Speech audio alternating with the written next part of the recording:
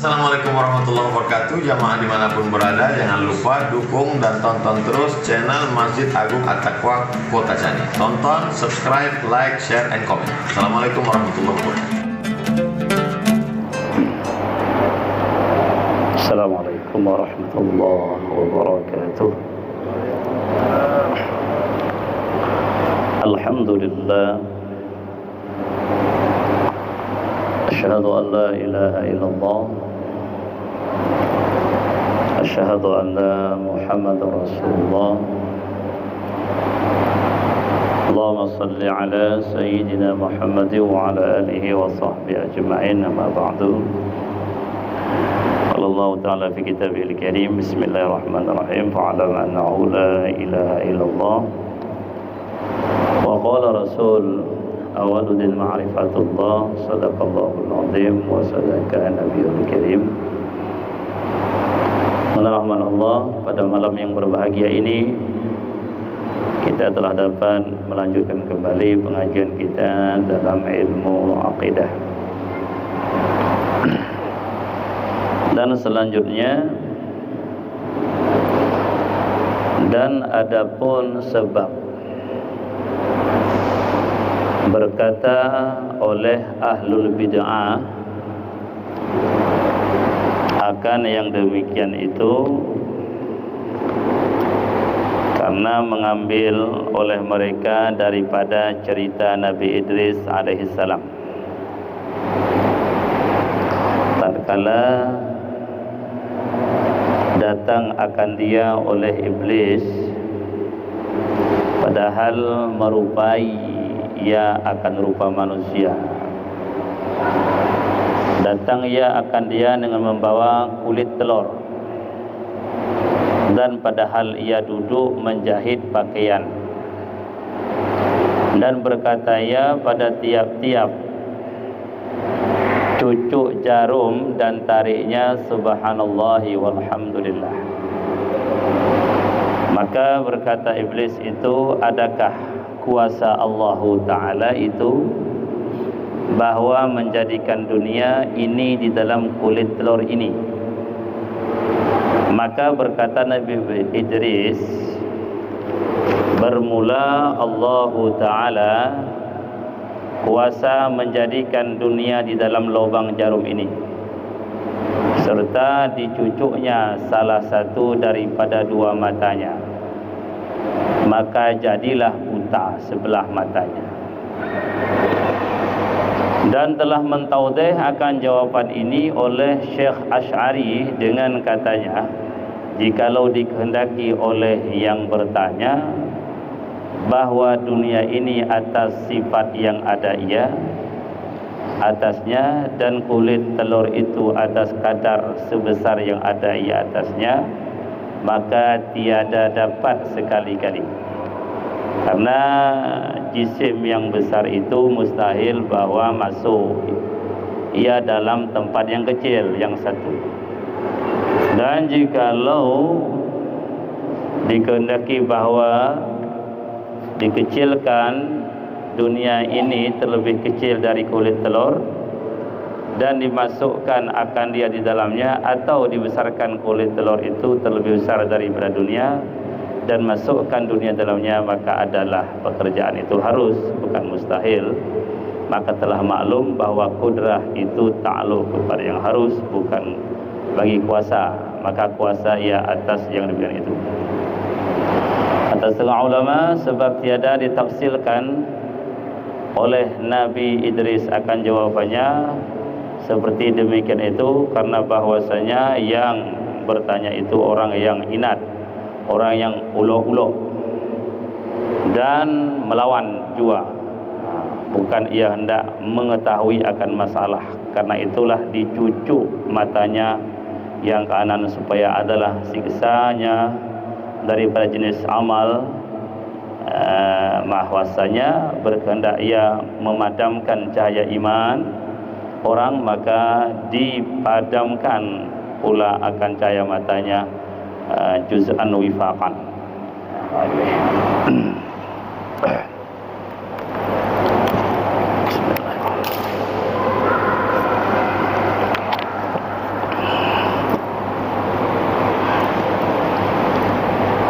Dan selanjutnya, apa penyebabnya ahlul bid'ah mengatakan bahwasanya kata ahlul bid'ah, Allah itu mampu menciptakan anak baginya. Kalau Allah tidak mampu, berarti Allah lemah. Ini adalah perkataan ahlul bid'ah, bukan orang yang berjalan di atas syariat ahli sunnah wal jamaah. Dan mereka-mereka itu mentaklukkan kudrah Allah kepada mustahil. Dari mana asal mula? Dari mana sumbernya? Ini disebutkan orang ahlul bid'ah yang berkata demikian itu karena mereka mengambil daripada cerita Nabi Idris. Bagaimana Nabiullah Idris? Pada satu hari Nabi Idris itu didatangi oleh iblis. Iblis itu merupakan dirinya seperti rupa manusia, yang mana iblis yang mendatangi Nabi Idris itu membawa tempurung telur. Nabi Idris sedang duduk menjahit pakaiannya dengan jarum. Maka Nabiullah Idris setiap mencucuk jarumnya, menarik jarumnya, zikirnya adalah subhanallah. Zikir masuk jarum, tarik, alhamdulillah. Disebut bahasa Dubai gaya ni, kok tangan. Subhanallah, alhamdulillah, subhanallah. Jadi Nabiullah Idris duduk dalam menjahit jarum, menjahit pakaiannya dengan jarum. Waktu zikir beliau subhanallah walhamdulillah. Maka berkata iblis yang telah membawa kulit telur ataupun tempurung telur, apakah Allah itu kuasa memasukkan dunia dalam kulit ataupun tempurung telur ini? Itu kata daripada iblis. Maka jawab Nabiullah Idris. Apa kata Nabiullah Idris? Allah itu mampu memasukkan dunia dalam lubang jarum ini. Paham kan? Ditanya oleh iblis, membawa tempurung telur, ditanya, ini kena urusan akidah, ditanya nih, ketuhanan. Apakah mampu Allah memasukkan dunia dalam tempurung telur ini? Nabi Idris menjawab, Allah mampu memasukkan dunia dalam lubang jarum ini. Maka begitu, setelah Nabiullah Idris menjawab, maka Nabi Idris mencolok akan matanya dengan jarum itu terus. Maka butalah mata sebelah, maka dia berangkat. Ini cerita, hikayat. Dari sinilah orang ahli bid'ah memahami bahwasanya kalau Allah itu kuasa membuat anak. Kalau Allah tidak kuasa membuat anak, berarti Allah lemah. Ini ahlul bid'ah. Dari sini sumbernya, dari cerita Nabiullah Idris didatangi oleh iblis alaihi laknatillah. Ya. Di dalam jawaban Nabiullah Idris ini adalah dijelaskan oleh para ulama. Syekh As'ari mengatakan, kalaulah maksud si penanya, ini kan iblis yang menanya, pertanyaannya, boleh mampukah Allah, sanggupkah Allah, kuasakah Allah memasukkan dunia dalam tempurung ini? Dijelaskan oleh ulama tauhid, kalau seandainya maksud dari orang bertanya itu, mampukah Allah memasukkan dunia dalam telur ini, maksudnya dunia sebesar ini terus, sementara telur sekecil itu tidak mungkin terjadi. Kan mustahil barang yang sangat besar bisa masuk dalam yang kecil. Jisim yang besar tidak mungkin masuk dalam benda yang kecil. Ini barang yang mustahil. Artinya tidak takluk kudrah Allah memasukkan dunia sebesar dunia yang hari ini, telur tempurungnya sekecil itu tidak takluk kudrah Allah Subhanahu wa taala. Enggak mungkin. Mungkin enggak? Apa mau kita angkatkan barang yang besar, barang yang lebih besar daripada isi tempat? Enggak mungkin. Dunia kita angkat ke masjid, apa mu? Dunia bagi beli dunia. Enggak angkatkan, itu mustahil. Kalau yang dimaksud oleh penanya bahwasanya dunia ini dikecilkan oleh Allah, lebih kecil daripada tempurung telur, itu harus boleh. Jadi mengkat bahan Tuhan dunia dah, cut ke Tuhan dunia dah lebih kecil daripada telur, itu masuk. Itu kuasa Allah Ta'ala. Ataupun bukan begitu, Allah buat telur lebih besar dari dunia. Dunia kayak dunia, itu harus. Itu ta'aluk. Cuma ini tidak dijelaskan oleh Nabiullah Idris, karena tahu Nabi Idris, Iblis ini bukan betul-betul menanya. Dia itu ulo-ulo. Oleh karena ulo-ulo inat, dia bukan ingin jawaban, maka itulah dicucuklah akan matanya dengan jarum sesuai dengan iktikad ataupun niat yang tidak baik. Maka dia ingin memadamkan akidah orang itu. Ini kan urusan akidah. Maka dipadamkan cahaya matanya oleh Nabiullah Idris karena niat tidak mendai.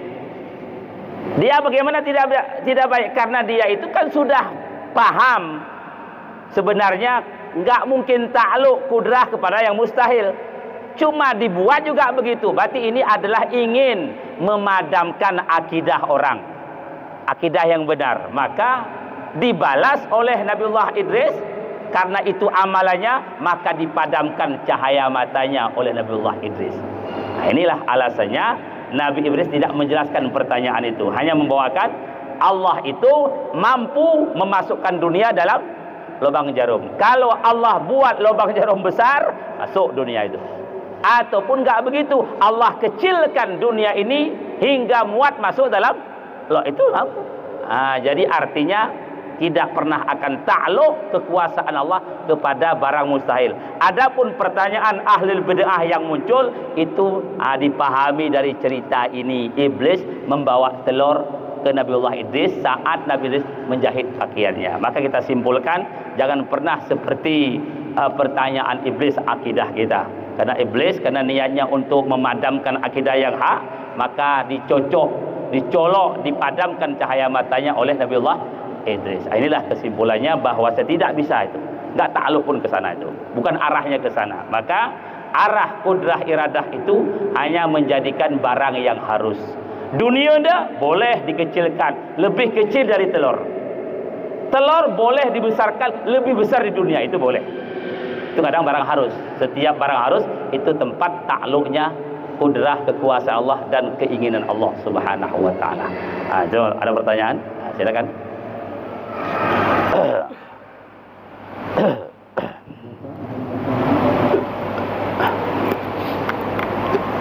Bismillah.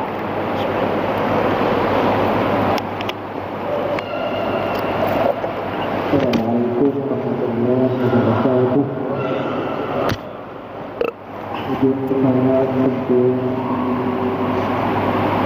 Tukang sepeda. Supaya tidak salah. Yang pertama menyangkut pertemuan yang lalu, bahwa Islam dan kepada Allah itu sejalan. Apa enggak terang? Islam dan kepada Allah itu sejalan. Nah, bagaimana dengan misalnya Tuhan Allah ini bahwa kita itu membaca bagaimana kita mengenai atau api neraka antara itu apakah bagian daripada Tuhan Allah kemudian keluar kepada Allah sehingga tak memotong kepada Ismail atau tidak membakar kepada Ibrahim.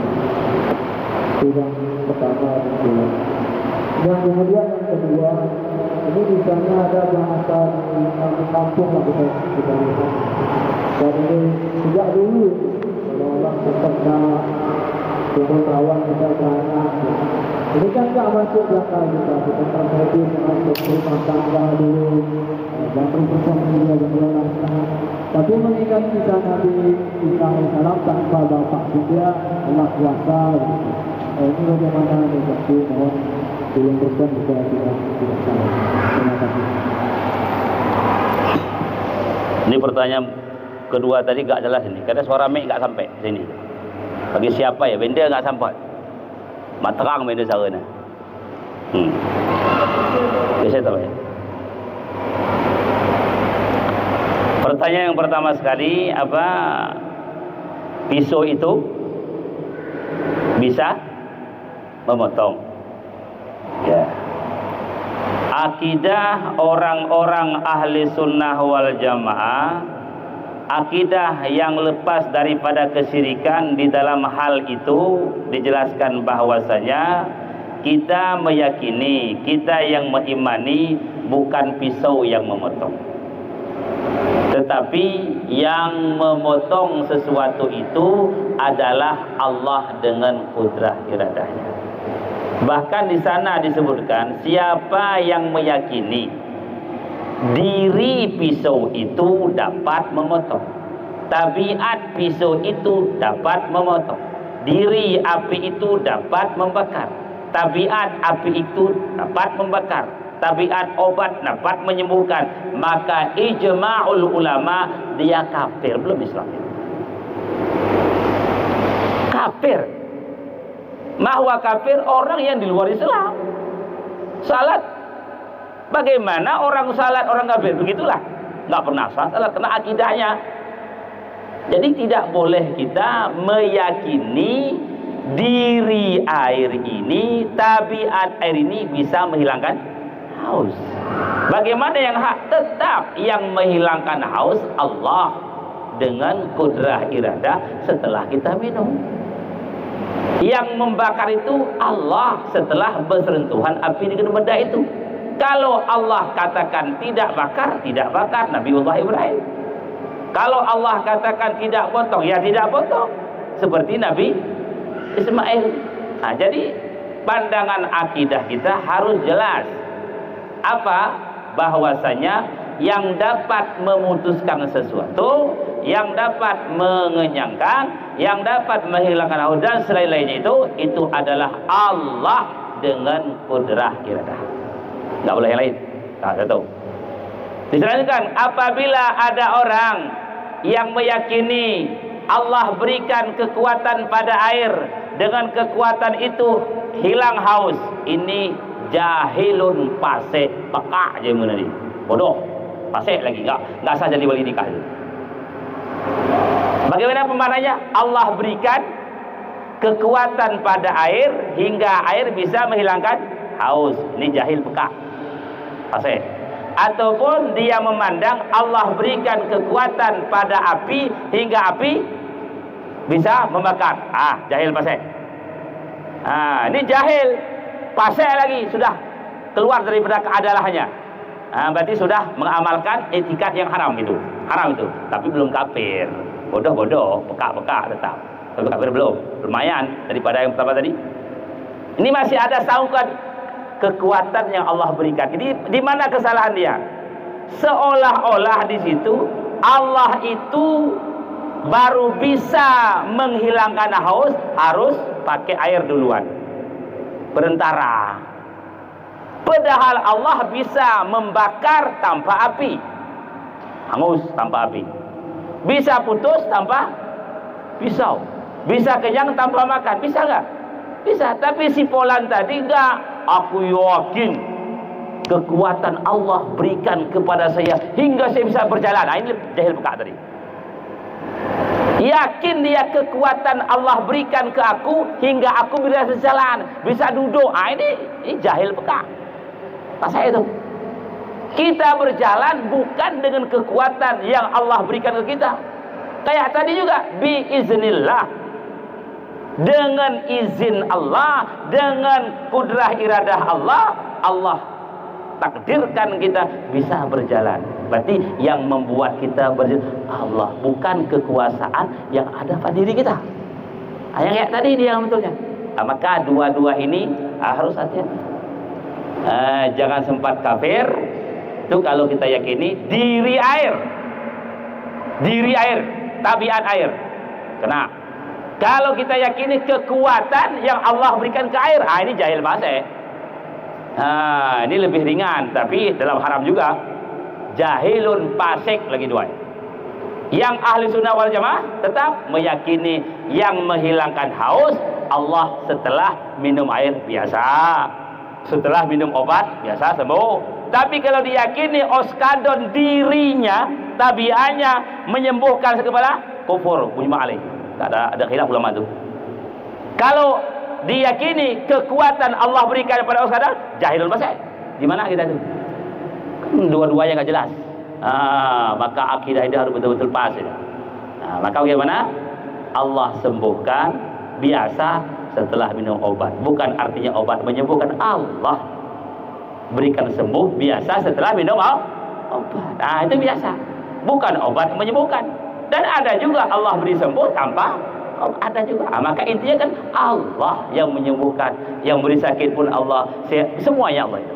Kita nggak ada apa-apa. Nggak ada taksir pada alam ini. Begitu dia. Satu lagi apa lagi? Baik.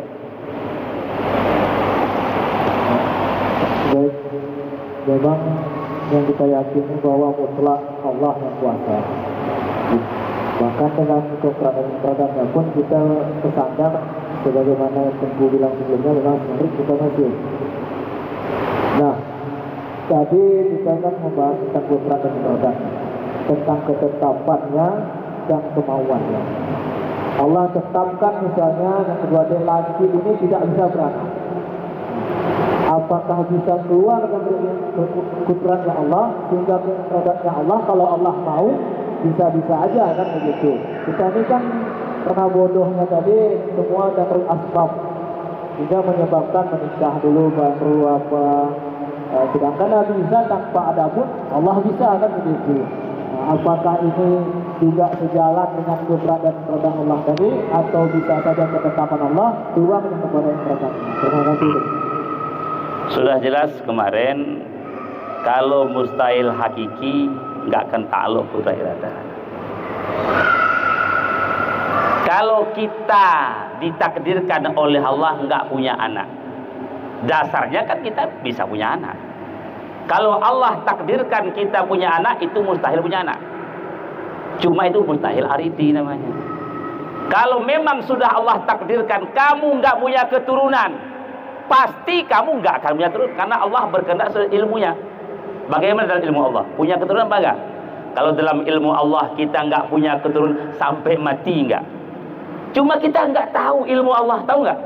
Ini coba nggak tahu kita berbuat terus. Itu ya. Kalau seandainya kita sudah tahu kita nggak punya keturunan, ngapain cari anak? Kan nggak tahu hari ini. Karena nggak tahu itulah kita berusaha untuk punya anak. Kalau memang sudah tahu Allah bocorkan rahasianya ke kita, kamu nggak punya keturunan, walaupun ganti-ganti nggak akan kita berharap lagi. Karena nggak tahu inilah kita berharap supaya bisa ada. Sudah berusaha tidak ada, nampak bahwa memang nggak ada keturunan saya setelah habis sohmati malaut. Jadi intinya sesuatu yang sudah ilmu Allah tidak akan punya keturunan, mustahil punya keturunan secara mustahil aridi. Manusia biasa punya keturunan kan bisa, tapi karena ta'alluq ilmu Allah tidak tadi, cuma kita tidak tahu. Enggak tahu itu ada keterangan sahabat kenapa sebagian enggak mau berobat. Dijawab, sahabat yang tidak mau berobat kasat pandangan batinnya dia enggak sembuh lagi. Ada sahabat enggak berobat. Ditanya kenapa? Karena enggak sembuh lagi aku untuk apa berobat. Nampak dia. Kita kan enggak tahu. Maka berobatlah kita. harapan sembuh, karena kita nggak tahu bahwasanya penyakit kita tah sembuh tah tidak. Kalau kita sudah tahu, untuk apa ke Pineng? Nyapa ke saya pun sudah berita. Tapi ada sahabat nggak berobat, jawabannya sahabat kasab. Dibukakan hijab oleh Allah, dia tahu bahwasanya dia tidak sembuh lagi. Untuk apa berobat? No, kita toh tidak pot lain jua kigai mendaun menyapa ke saya beli. Tapi kita tidak, kita toh mendaun terus. Ikhtiar. Jika kita toh, kayaknya Pak Kasih dia milih hanya bersabar dan terus bersabar, karena pahala sabar juga tinggi. Begini kan? Hukum berobat sunat, tapi pandangan akidah jangan pernah obat yang menyembuhkan. Ikhtiar, usaha, sembuh urusan Tuhan. Begini ya, amalan hamba itu usaha. Mungkin agak aman ya, agak mungkin kurang tepat ya pertanyaan tadi. Allah ini kan dia tidak takluk putra dan produknya kepada wajib hakiki dan mustahil hakiki. Ya, ya. Itu pertanyaan saya tadi gini, apakah contoh saja langsung ini kepada mustahil amribi ini apa contohnya sehingga takluk putra dan produk Allah? Enggak takluk. Apa? Kalau mustahil amribi, takluk. kan takluk. Ya. Contoh mustahil amribi ini seperti apa? Contoh. Kita ditakdirkan oleh Allah tidak punya keturunan, maka mustahil kepada kita itu akan ada punya keturunan. Takluk enggak kudrah Allah kepada kita? Takluk minhaisu diri kita. Cuma karena tidak lagi Allah berikan keturunan, karena ilmu Allah sudah kita enggak punya keturunan, karena kudrah kepada ilmu dulu. Karena Allah yang Allah kehendaki sesuai dengan ilmunya. Ilmu dulu, baru berkehendak, baru menciptakan. Toh Tuhan be. Jadi yang dikehendaki oleh Allah, yang diciptakan oleh Allah, itu tidak pernah meleset dari ilmu dulu. Contoh, bagaimana ilmu Allah tentang kita? Punya keturunan apa tidak? Oh punya. Allah akan kehendaki punya nanti. Maka contoh mustahil aridi adalah yang tetap takluk dia, pandangan zat, pandangan diri tetap takluk. Manusia itu bisa beranak, bisa punya keturunan, bisa apa enggak? Bisa. Dan bisa tidak pun. Kalau si A tadi sudah Allah tentukan dalam ilmu tidak, itu tidak akan terjadi, mustahil. Cuma tetap takluk kudrah dirinya. Kenapa tidak jadi? Karena Allah kehendaki dia tidak jadi. Maka mustahil sesuatu yang sudah Allah tahu tidak terjadi, dia terjadi itu mustahil. Maka apa yang terjadi hari ini, begitulah ilmu Allah. Dan begitu kehendak pun, nggak boleh kehendak dengan ilmu berbeda, nggak boleh itu. Ilmu lain kehendak, oh nggak boleh, itu jahil itu. Maka Allah kehendaki sesuai dengan ilmunya, Allah ciptakan sesuai dengan ilmunya. Maka ilmu baru Allah ciptakan, baru Allah kehendaki. Begitu urutannya. Bukan satu-satu ya. Nah, Allah kan kadim. Kapan ilmunya sudah ada kudrah lengkap sudah situ, bukan satu persatu dulu dia. Ada contoh mustahil ari dirinya tetap takluk kudrah. Tidak terjadi karena itu arid, ilmu Allah tidak terjadi. Nah, begitu dia. Paham? Sudah simpulkan kudrah iradah tidak pernah takluk kepada mustahil. Dan jangan tanyakan kayak ahli bid'ah tadi. Boleh enggak Allah boleh anak? Kalau enggak boleh Allah lemah, ini kena ahli bid'ah. Ini bersumber dari cerita Nabiullah Idris dengan iblis yang membawa telur tadi. Dicolok matanya. Orang-orang inat itu bukan orang tanya benar-benaran dia itu. Dengan memadamkan akidah yang hak, maka dipadamkan cahaya matanya dia. Wallahu a'lam bishawab.